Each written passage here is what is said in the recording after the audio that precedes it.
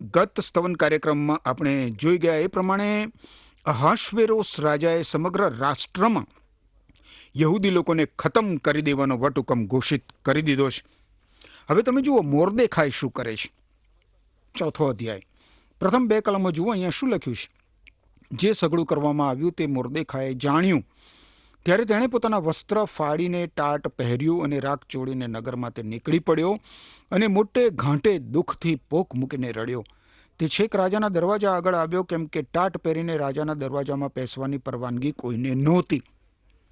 હવે આ મોર્દેખાઈએ મિત્ર જ્યારે રાજાનો ઢંઢેરો સાંભળ્યો ત્યારે એણે રાખ ચોડીને પોતાના વસ્ત્રો ફાડ્યા અને ટાટ પહેર્યું. જરા વિચાર કરો, કલ્પના કરો, એ દ્રશ્ય કેવું હશે? મોર્દેખાઈ રાજાના વટહુકમની વાસ્તવિકતા સમજતો હતો. એ જાણતો હતો કે આ કાયદો અફર છે. કદાચ એ સમયે એ રાષ્ટ્રમાં આશરે 150 લાખ યહૂદી લોકો હશે. જો એમનો નાશ થાય તો એ કેટલો મોટો વિનાશ કહેવાય, જેની કોઈ જ જરૂર નહોતી. હામાનને એક યહૂદી અમલદાર નમન કરતો નહોતો. માત્ર એટલા જ કારણસર આખી એક કોમનો નાશ કરી દેવાનો નિર્ણય કરવામાં આવે. કેટલી બધી દુઃખદ બાબત. અલબત્ત આ તો એક શૈતાની પગલું હતું. 3જી કલમ જુઓ.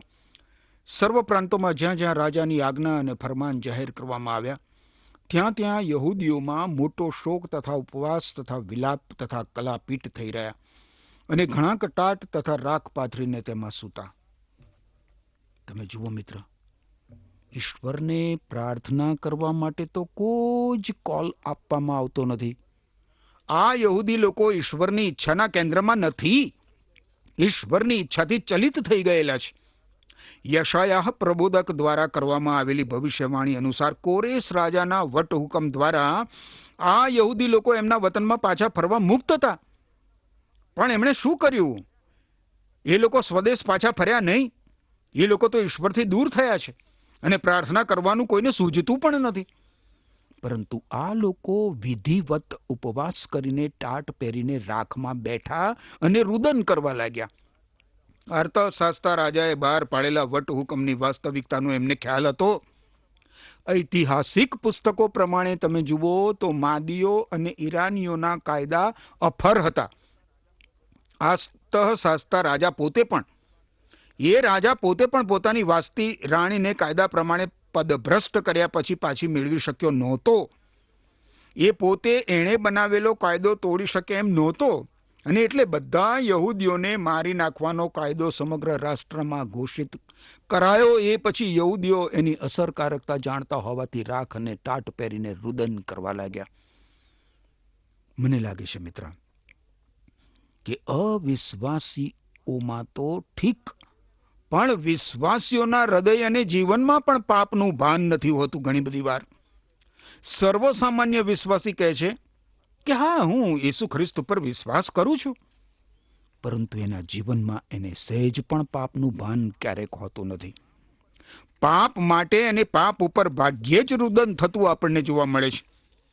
મોર્દેખાઈને રાજાના વટહુકમની ગંભીરતા અને વાસ્તવિકતાનો ખ્યાલ હતો. એણે પોતાના વસ્ત્રો ફાડ્યા અને રાખ ચોડીને ટાટ ઓઢી લીધું. શહેરની મધ્યમાં જઈને એણે મોટા સાદે રુદન કર્યું, ઉપવાસ કર્યો અને હિબકા ભર્યા. બધા જ યહૂદીઓને રાજાના વટહુકમની વાસ્તવિકતાનો ખ્યાલ હતો મિત્ર. 4થી કલમમાં લખ્યું છે, એસ્તરની દાસીઓએ તથા તેના ખોજાઓએ આવીને તેને એ વિશે કહ્યું. રાણી અતિશય દુઃખી થઈ. મોર્દેખાઈ પોતાના અંગ પરથી ટાટ કાઢીને બીજા વસ્ત્રો પહેરે એ માટે એસ્તરે વસ્ત્રો મોકલ્યા, પણ તે તેણે પહેર્યા નહીં. એસ્તર રાણી પોતે રાજાના મહેલમાં સુરક્ષિત હતી, તેથી તેના પાલક પિતા મોર્દેખાઈના સમાચાર જાણીને એ અત્યંત દુઃખી થઈ જાય છે. મોર્દેખાઈ શહેરમાં રુદન કરતા કરતા, હિબકા ભરતા ભરતા, નિશાસા નાખતા નાખતા આમ તેમ ફરી રહ્યો હતો. આવી પરિસ્થિતિમાં એસ્તર રાણી શું કરે? એસ્તર રાણી મોર્દેખાઈને નવા વસ્ત્રો મોકલે છે. આ વસ્ત્રો અત્યંત કિંમતી અને સુંદર હતા, પરંતુ નવા વસ્ત્રોથી રાજાના વટહુકમમાં કશો ફેરફાર થવાનો નહોતો. મોર્દેખાઈ આ વસ્ત્રો સ્વીકારતો નથી. વસ્ત્રોથી તોડાઈ રહેલું જોખમ કાંઈ દૂર નથી થવાનું. હવે મિત્ર, આ પરિસ્થિતિમાં આપણા માટે એક લાગુકરણ સમાયેલું છે. ધર્મનો અંચળો ઓળી લેવાથી મનુષ્ય ઈશ્વર સમક્ષ એક પાપી છે એ હકીકત દૂર થઈ શકતી નથી. ધર્મના વસ્ત્રો પહેરી લેવાથી પાપનું વેતન મરણ છે એ હકીકત દૂર થઈ જતી નથી મિત્ર. લોકો પાપની સાથે જુદી જુદી રીતે વર્તતા હોય છે. કેટલાક લોકો માને છે કે મનુષ્ય પાપી નથી. પાપની હકીકતથી પોતાને સંતાડી શકે એવા કોઈ પણ વસ્ત્રો એ લોકો ધારણ કરી લે છે. કેટલાક લોકો સુધારણાના વસ્ત્રોથી પોતાને ઢાંકી દેવાનો પ્રયત્ન કરતા હોય છે. એ લોકો કહે છે કે પાપ એ તો એક નાનકડી ભૂલ હોય છે અને એ લોકો એને ઢાંકી દેવાનો પ્રયત્ન કરતા હોય છે. એ લોકો માને છે કે પાપમાં સુધારો થઈ શકે. અરે, મનુષ્યને ખરેખર તો સુધરવાની જરૂર નથી એવું કહેતા હોય છે એ લોકો, પરંતુ નવેસરથી જન્મ પામવાની જરૂર છે મિત્ર. મનુષ્યને ખરેખર સુધરવાની જરૂર નહીં, નવેસરથી જન્મ પામવાની જરૂર હોય છે. માનવીના અજોડ ઉદ્ધારક પ્રભુ ઈસુ ખ્રિસ્તને શરણે આવીને પવિત્ર આત્મા દ્વારા મનુષ્યએ નવેસરથી જન્મ પામવાની જરૂર હોય છે. નિકોદેમસ નામનો એક માણસ બહુ ધાર્મિક હતો, બહુ ધાર્મિક, પરંતુ એને પ્રભુ ઈસુ ખ્રિસ્તે કહ્યું કે ભાઈ, તારે તો નવેસરથી જન્મ પામવાની જરૂર છે. મિત્ર, આપણો સ્વભાવ પાપી હોવાના કારણે આપણને નવો સ્વભાવ પ્રાપ્ત કરવાની જરૂર છે, જે પ્રભુ ઈસુ ખ્રિસ્તને શરણે આવવાથી મળી શકે છે. માનવીનો પાપી સ્વભાવ સ્વર્ગમાં જવાનો નથી. બાઇબલમાં મિત્ર, તમે નવા કરારના વિભાગમાં જુઓ તો રોમન લોકોને લખેલા પત્રના 8મા અધ્યાયની 5 થી 8 કલમોમાં કહેવામાં આવ્યું છે કે જ્યારે આપણે માનવી સ્વભાવ પ્રમાણે જીવતા હતા ત્યારે નિયમ દ્વારા ઉશ્કેરાયેલી પાપી વાસનાઓ આપણામાં કાર્યરત હતી. કઈ બાબત કાર્યરત હતી? નિયમ દ્વારા ઉશ્કેરાયેલી પાપી વાસનાઓ. અને આપણે મરણને ઉપયોગી સેવા કરતા હતા. હવે આપણે નિયમશાસ્ત્રથી મુક્ત છીએ, કારણ કે જેણે આપણને એકવાર કેદી બનાવેલા તેના સંબંધી આપણે મરણ પામ્યા છીએ. હવે આપણે લેખિત નિયમની જૂની રીત રસમ પ્રમાણે સેવા કરતા નથી, પણ પવિત્ર આત્માની પ્રેરણા પ્રમાણે નવીન રીતે સેવા કરીએ છીએ. શું નિયમશાસ્ત્ર જાતે જ પાપી છે? ના, એવું નથી. પણ પાપ શું છે તેનું ભાન મને નિયમથી થયું. જો નિયમે એમ કહ્યું ન હોત કે લોભ ન રાખ, તો લોભ રાખવો એટલે શું એ મેં જાણ્યું ના હોત. નિયમ દ્વારા પાપને મારી અંદર સગળા પ્રકારનો લોભ કરવાની કે છે તક મળે છે. નિયમ વગર પાપ મરેલું છે. એ પછી તમે એફએસી લોકોને લખેલો પત્ર છે નવા કરારના વિભાગમાં, જેના 4થા અધ્યાયની 24મી કલમ જુઓ તો ત્યાં કહ્યું છે, તમારે ઈશ્વરની પ્રતિમા પ્રમાણે સર્જાયેલો યોગ્ય અને પવિત્ર એવા સાચા જીવનમાં પ્રગટ થતો નવો સ્વભાવ પહેરી લેવાનો છે. અને આ નવો સ્વભાવ મિત્ર મેં કહ્યું એ પ્રમાણે પ્રભુ ઈસુ ખ્રિસ્તને શરણે આવવાથી માનવીને પ્રાપ્ત થઈ શકે છે. આપણે મિત્ર પ્રભુ ઈસુ ખ્રિસ્તને શરણે આવવાની જરૂર છે અને એમના ઉપર વિશ્વાસ કરવાની જરૂર છે, કારણ કે આપણા વતી આપણા પાપનો દંડ ભરપાઈ કરવા માટે પ્રભુ ઈસુ ખ્રિસ્તે ક્રૂસ ઉપર પોતાનું બલિદાન આપી દીધું, જેથી ઈસુ ખ્રિસ્ત ઉપર વિશ્વાસ કરવાથી આપણા પાપોની આપણને માફી મળે, આપણે નવેસરથી જન્મ પામી શકીએ અને આપણને નવો સ્વભાવ પ્રાપ્ત થાય. રોમન લોકોને લખેલા પત્રના 3 અધ્યાયની 25મી કલમ તમે જુઓ તો ત્યાં લખવામાં આવ્યું છે, ઈશ્વરે ઈસુ ખ્રિસ્તને બલિદાન થવા અર્પ્યા. ઈસુ ખ્રિસ્તના મરણ દ્વારા ઈશ્વરનો મનુષ્યના પાપની વિરુદ્ધનો કોપ દૂર થાય છે અને એમ ઈસુ ખ્રિસ્ત પર વિશ્વાસ કરનાર માણસોના પાપ ઈશ્વર માફ કરે છે. આમાં માણસને પોતાની સાથે સીધા સંબંધમાં લાવવાનો ઈશ્વરનો હેતુ પ્રગટ થાય છે. હવે આપણે જોઈએ મિત્ર તો કેટલાક લોકો એકબીજા પ્રકારના વસ્ત્રો પહેરવાનો પ્રયત્ન કરે છે, બીજા જ પ્રકારના વસ્ત્રો પહેરવાનો પ્રયત્ન કરે છે. અને એ વસ્ત્રો કયા છે? જ્ઞાન માર્ગ રૂપી વસ્ત્રો. જ્ઞાન માર્ગ રૂપી વસ્ત્રો. એ લોકો કહે છે કે પાપનો અર્થ સ્વાર્થ થાય છે અને આ માટે આપણે જ્ઞાન પ્રાપ્ત કરવાની જરૂર છે અને તાલીમ લેવાની જરૂર હોય છે, જેથી આપણે નિસ્વાર્થ અને નિર્મોહી બની જઈએ.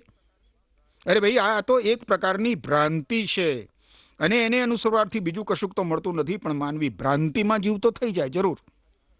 આપણને તો મિત્ર ખરેખર નવા વસ્ત્રની જરૂર છે, અર્થાત આપણને પ્રભુ ઈસુ ખ્રિસ્તના ન્યાયીપણાની એટલે કે પ્રભુ ઈસુ ખ્રિસ્તના પુનિત પાવનપણાની જરૂર છે. ને આ વસ્ત્રો પહેરીને જ મિત્ર, આ વસ્ત્રો પહેરીને જ મનુષ્ય ઈશ્વર સમક્ષ ઉભો રહી શકે.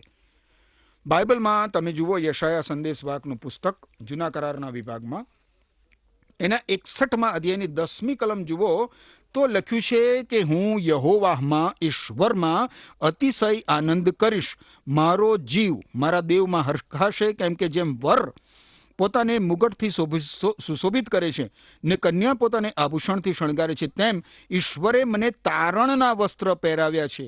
ન્યાયીપણાનો જબ્બો, પુનિત પાવનપણાનો જબ્બો, પવિત્રતાનો જબ્બો મારા પર એમણે ઉડાડ્યો છે ઈશ્વરે. હવે તમે જુઓ મિત્ર, મોર્દેખાય પોતાની દત્તક પુત્રી એટલે કે એસ્તર રાણી પાસેથી વસ્ત્રો સ્વીકારતો નથી. આપણે વાંચ્યું એ પ્રમાણે એસ્તર રાણી પાસે જ્યારે તેણે મોકલેલા વસ્ત્રો પાછા ફર્યા ત્યારે એ સમજી ગઈ કે કોઈક અત્યંત ગંભીર બાબત બની હોવી જોઈએ. એસ્તર સમજી ગઈ કે કોઈ મામૂલી બાબત આ નહીં હોય, નહીતર એના પાલક પિતાએ એણે મોકલેલા વસ્ત્રો પરત કર્યા ન હોત. આગળ વધીએ, ચોથા અધ્યાયની 5મી કલમ જોઈએ.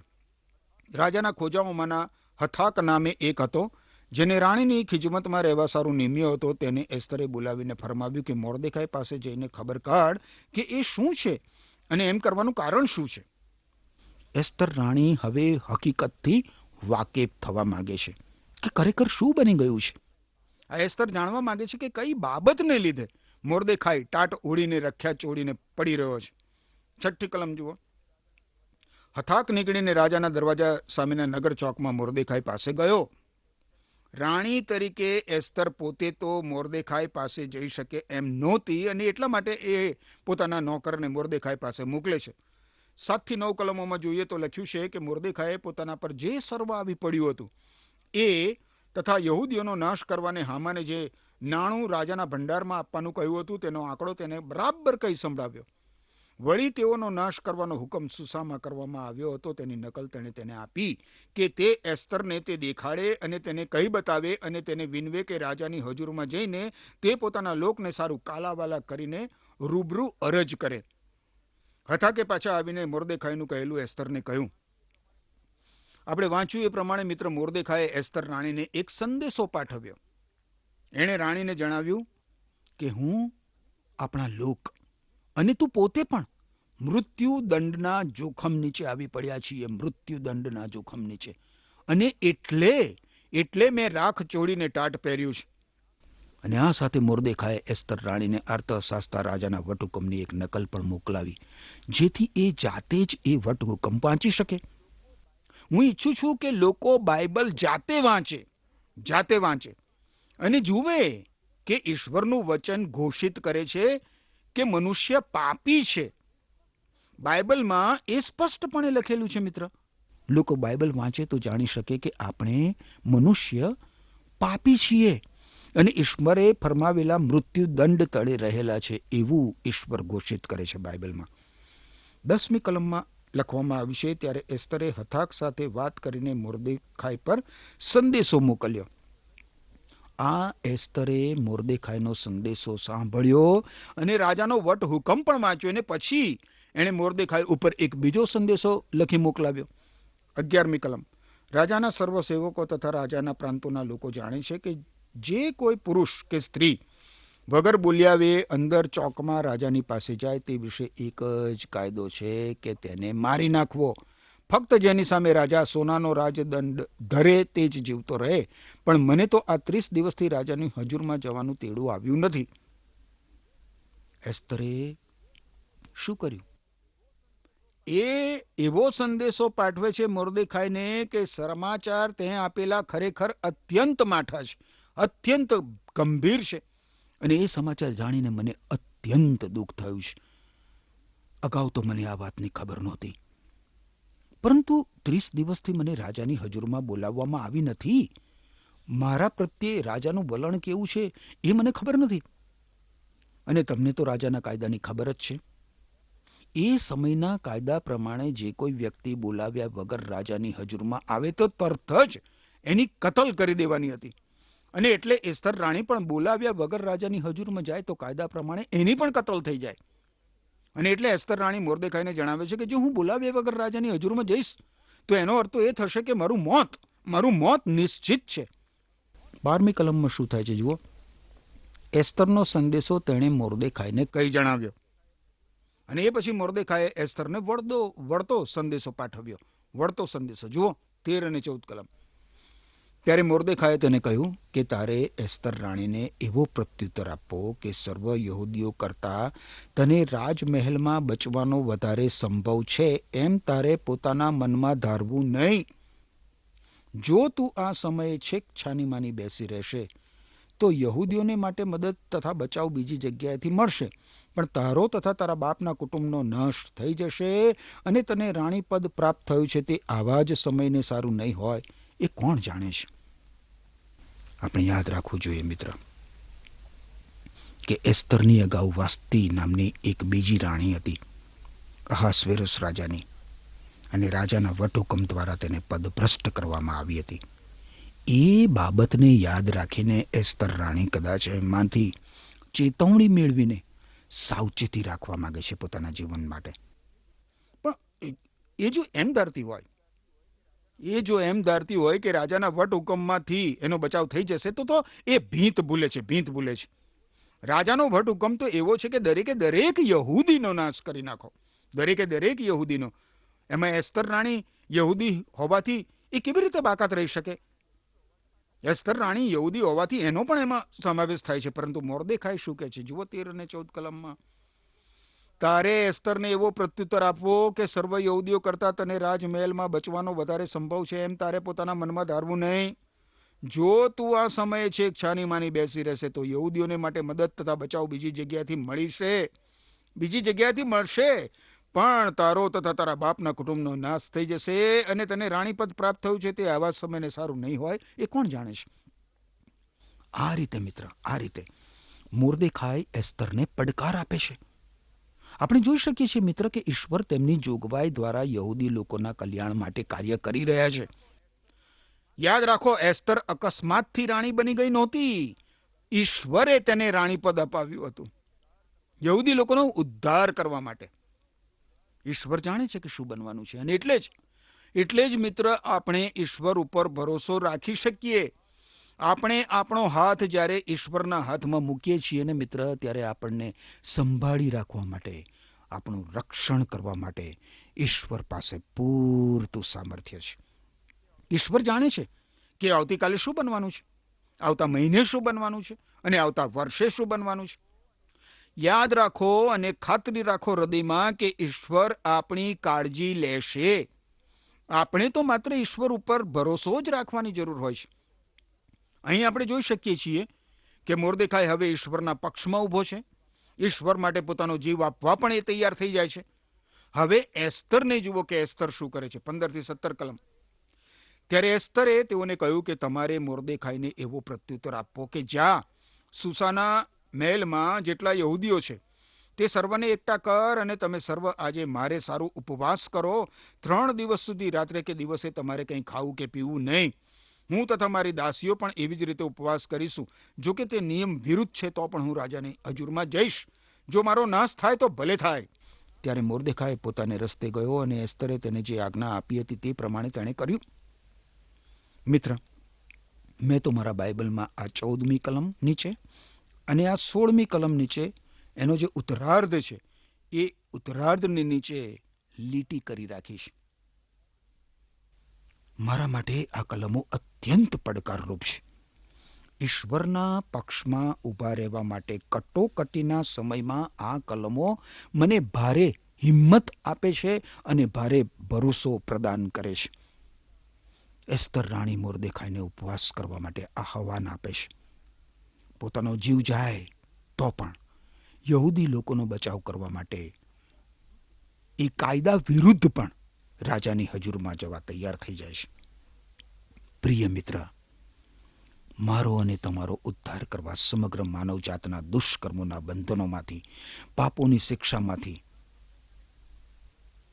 સમગ્ર માનવજાતનો ઉદ્ધાર કરવા માટે ઈશ્વર પુત્ર પ્રભુ ઈસુ ખ્રિસ્ત આ પૃથ્વી ઉપર ઉતરી આવ્યા અને ક્રૂસ ઉપર તેમણે પોતાનો પ્રાણ પાથરી દીધો. એસ્તરના પુસ્તકમાંથી સીધી આપણી દ્રષ્ટિ ઈસુ ખ્રિસ્તના ક્રૂસ ઉપર પડે છે. મારો અને તમારો ઉદ્ધાર કરવા માટે મિત્ર પ્રભુ ઈસુ ખ્રિસ્તે સ્વર્ગમાંથી ઉતરી આવીને ક્રૂસ ઉપર પોતાનો પ્રાણ પાથરી દીધો. સ્વર્ગમાં એ પોતાની રાજગાદી ઉપર બેસી રહ્યા નહીં તમારી અને મારી હાલત જોઈને. તમને અને મને પાપમાં પીડાતા જોઈને ઈસુ ખ્રિસ્ત સ્વર્ગમાં બેસી રહ્યા નહીં, પણ છેક પૃથ્વી ઉપર મનુષ્ય બનીને ઉતરી આવ્યા તમારો અને મારો ઉદ્ધાર કરવા. ક્રૂસ ઉપર એમણે પોતાનો પ્રાણ પાથરી દીધો. મિત્ર, એ પ્રભુ ઈસુ ખ્રિસ્તે કહ્યું છે માથે અનુસાર શુભ સંદેશ 20મો અધ્યાય 28મી કલમ કે માનવ પુત્ર એટલે પ્રભુ ઈસુ ખ્રિસ્ત સેવા કરાવવાને નહીં પણ સેવા કરવાને માટે અને ઘણા લોકોના ઉદ્ધારની કિંમત તરીકે પોતાનું જીવન આપવા માટે આવ્યો છે. આ પ્રભુ ઈસુ ખ્રિસ્ત મારો અને તમારો ઉદ્ધાર કરવા મિત્ર ક્રૂસ ઉપર બલિદાન થઈ ગયા, જેથી મને અને તમને આપણા દુષ્કર્મોના બંધનોમાંથી મુક્તિ મળે. જો આપણે પ્રભુ ઈસુ ખ્રિસ્ત પર વિશ્વાસ કરીએ તો, જો પ્રભુ ઈસુ ખ્રિસ્ત પર વિશ્વાસ કરીને તેમને શરણે આવીએ તો તમને અને મને આપણા પાપોની શિક્ષામાંથી મુક્તિ મળી શકે છે.